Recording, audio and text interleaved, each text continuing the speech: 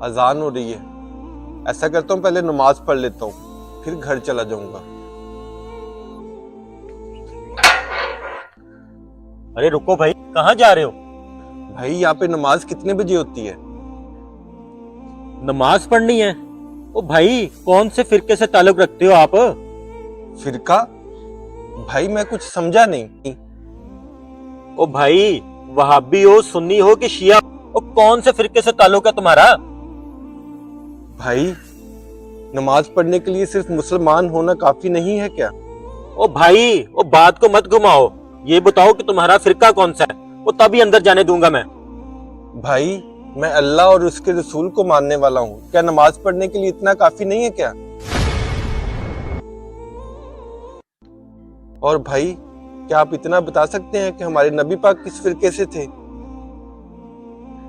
شاید آپ بھول چکے ہو میرے بھائی، اللہ پاک نے قرآن پاک میں فرمایا، اسلام کی رسی کو مضبوطی سے پکڑی رکھو اور فرقوں میں مت بٹو، اور اسی لیے بھائی آج ہم دنیا میں ذلیل ہو رہے ہیں۔ بھائی آپ بالکل ٹھیک کہہ رہے ہیں، چلے آئیں مل کے نماز پڑھتے ہیں۔ اگر آپ کو ہمارا میسج اچھا لگے تو صدقہ جاریہ سمجھ کر شیئر لازمی کریں۔